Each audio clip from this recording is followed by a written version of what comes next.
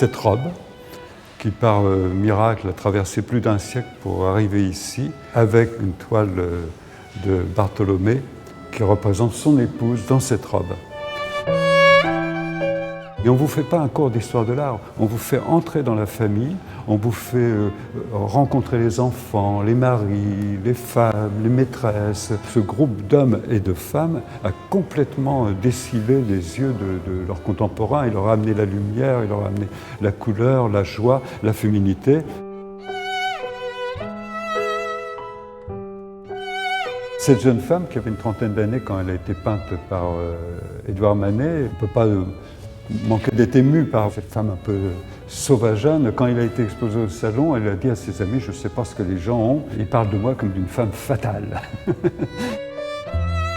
Tout est noir, puis il y a juste quelques taches de marron qui dépassent là comme ça. C'est vraiment un tableau de Soulages.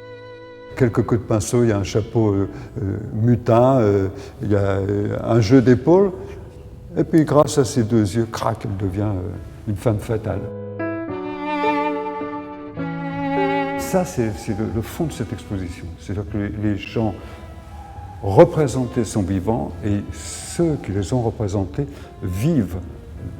Dans chaque coup de pinceau, ils sont encore vivants. Quand je suis en train de dessiner, je tiens le crayon très très légèrement et je caresse. Et c'est cette caresse-là que Renoir a faite en regardant son enfant. Et quand on regarde le tableau, eh ben, on la retrouve.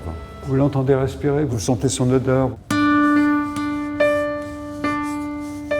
Personnellement, pour moi, le dernier tableau de l'exposition, c'est celui-ci.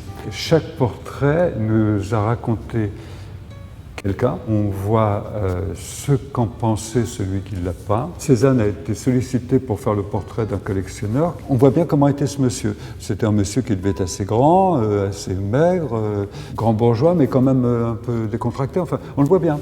Mais malgré tout, ce qu'on voit aussi, et peut-être surtout, c'est qu'au-delà de ce portrait, Cézanne nous a construit un tableau avec des couleurs et des formes qui vivent par elles-mêmes et qui annoncent de façon on ne peut plus claire ce que Picasso et Braque allaient comprendre quelques années plus tard, ce qu'allaient faire les gens du Bois-Ross.